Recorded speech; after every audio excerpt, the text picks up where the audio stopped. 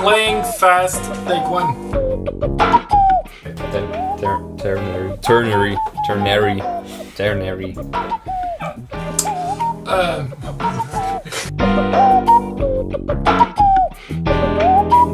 Yes, transcriptions are always available on our website to download. We put the link in the description, and here it is again.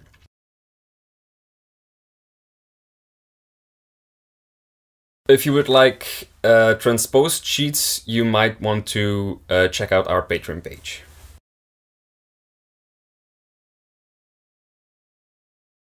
Any tips for playing fast like this? Is it just basically studying arpeggios?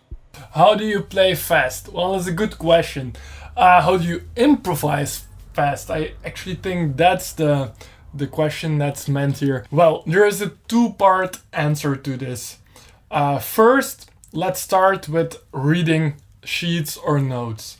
Then my advice will be first, like what every teacher will tell you, practice really slow, but really, really slow, I would say. Like at least 50 BPM or even 40 BPM, so that you will give the right information to your fingers. Because there is something that exists like muscle memory. That means if you practice a certain line, so a certain order of notes, your fingers will remember it. And you probably had this before if you know something by heart. When you forget the line sometimes, but if you have the first note, the rest will follow like really fluently. Well, that's muscle memory coming into action there, because if you have this first note, the rest you don't have to think of like consciously, it just happens. So practice it really slow, that you feed your fingers the right information. That is really very important. Let me tell you a little anecdote that Eric Marienthal once gave in a masterclass I attended, and he told us about Chick Corea practicing piano, and he was practicing a classical Mozart tune. So he quite knew the tune, but he wouldn't go through it on the real tempo. He even would have no tempo. He just would go from one note to the next note to the other note, really practicing the movement of the fingers and feeding the information really well to the fingers, and then suddenly, boom, he would play it like a really virtuoso pianist. So that's really important. The second part of my answer to this question is when you are improvising, it's a little bit different, but I would really advise you have to have some baggage, you know, some otherwise you wouldn't be able to improvise anyway. But then it differs not so much from improvising slow to fast. But let me give you a few tips for playing fast. What most people do wrong is that they tend to count every beat and react to every beat. But if your tempo is like, and you try to keep track of every beat, then you will drag inevitably. I mean, that's what you hear, but with most people that are dragging in those tempos, they are just thinking of every beat. And people that play really fluently, they would really rather think of, instead of 4/4, more 2/2, like divide it into 2 beats, or even divide it into bars. Like if you have Cherokee, for example, then instead of ba, ba, ba, ba, ba, da, and then you fall behind. But when you think of Cherokee as like counting the beats per bar, like ba, ba, ba, ba, ba, boom, ba, ba, da, ba, dum, da, ba, da, ba, da, da, ba, ba, da, ba, dum, ba, da, da, then it feels a lot easier, and also a lot easier for the mind to react to these pulses instead of every beat. So put your metronome on every 2 beats, or even every bar on the one.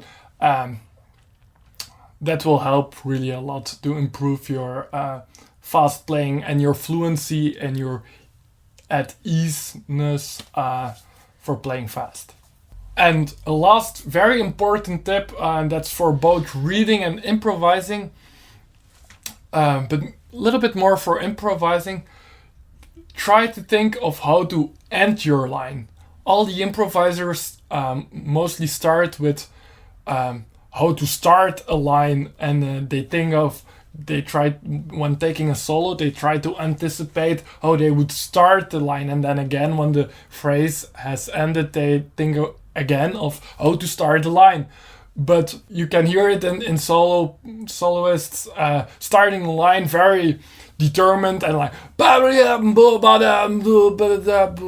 and ending it somewhere in the middle of nowhere. But try to play towards a point. I think that's a really important way of thinking that will help you to nail a lot of things a lot better.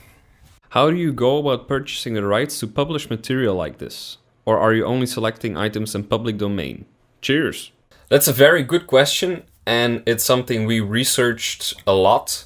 And when it comes to improvised solos, it's still a very gray area. If someone has more information on this exact topic, we would be really grateful for that. So since we couldn't really find an answer, we made our own policy. So we only sell transcriptions of which the recording is in the public domain and the performer has ceased to be. We actually got 2 copyright penalties from 2 saxophone transcriptions of the Dave Weckl band, which is actually a pity, because if they would have just contacted us, we would have taken them offline. But they immediately gave us a penalty, but it's all sorted out now. In any case, if there's someone who doesn't want a transcription online, they can just contact us and we will take them offline. Also, we won't make transcriptions of solos published already in books. Those C's are actually B flats. I really appreciate when people tell us if there is a mistake in transcription, because these things happen. And to be honest, we do find some mistakes here and there in our older transcriptions. So please let us know if you think that you found an error. But I want to set something straight here, because in the Monin transcription, there was a comment by Greasy Llama. He said that in bar 8, those C's there were low B flats on a baritone. But let's go and find it out in our transcribing program. There are some mistakes in this transcription. I'll have to admit that I didn't proofread this one, and I regret it quite a lot now. For this one, I took my baritone to have a good sound match. So let's look into the line where Greasy Llama, was it right? Yes. Said that it should be a low B flat, which is around about here. This C he's mentioning. So I took the right spot. Let's put it louder.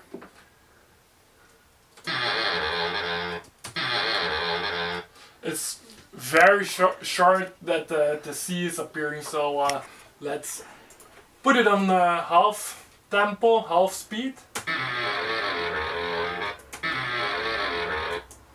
Let's zoom in a little bit more. There it is. Can you hear it? Actually, there I even don't need to check, because you really hear it still within the blues scale, and he's playing like. Let's hear.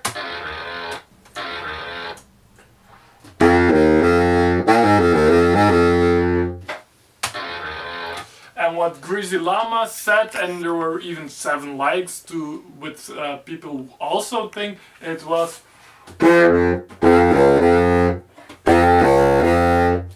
So that would make, and that's really not it. It's really not that lowest note on the baritone.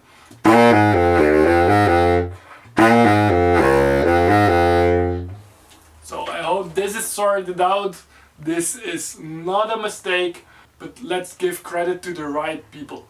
Credits to whom credits deserves. There are 2 people that noticed an error and they are correct.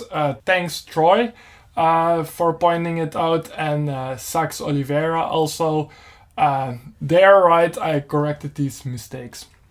How do you transcribe rhythms? Start by focusing only on the rhythm and forget the notes for now. Just think like a drummer. Then try to decide if the phrase is binary, so divided into 2, like 8 notes, 16 notes, or ternary, so like triplets.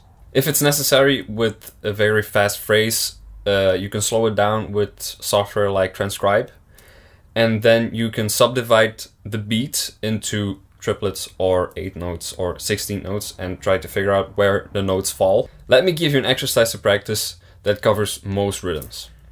So you clap the 8 notes, every 8 note. Right? Then you just clap only the first one. Then you take only the second one. Then you can move on to triplets and do the same thing. Just the first one, second one, and the third one.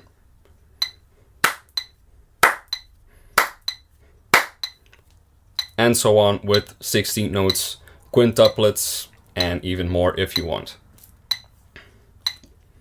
Thank you. So if you do this exercise, you're really training your inner clock and your timekeeping and really solidifying those subdivisions in your mind and your ears. So it's a really good exercise. Would you be able to do a tutorial of the big gliss up in the hit the ground running transcription? About that glissando, yes, I can do a tutorial on that. Look in the future to the channel, and I'll definitely will post a tutorial on that later. Why not notate it to the key signature D major? I mostly don't notate a key signature at the start of my transcriptions just because there are a lot of modulations going on most of the time throughout these things, so I find it a little redundant to put a key signature and just keep an open key and put in the accidentals when necessary. I request your help to play Guthrie's work song solo. We get here and there some requests for certain solos, and we really do appreciate your input, because if it's a cool solo, if we think it's a cool solo, then we will transcribe it. Like, for example, the Winter Song was a very nice recommendation by Austin Crick, I believe. So thank you for that. But we are not a free transcription service. But of course, you can contact us at our email info@edgeeffect.media, and we will get definitely back to you and we will work something out. So you can ask us to transcribe solos, but also complete songs, anything you need music related. Take a look at our website, because besides transcribing music, which we do to get, it's mainly to gain knowledge, we also produce music and do many other things. You can check out the complete website with that. And of course, if you want to support this channel and you like the transcriptions we make, please consider taking a look at our Patreon. Even just $1 would help us tremendously to keep on doing what you are doing now. So thank you, and see you next time.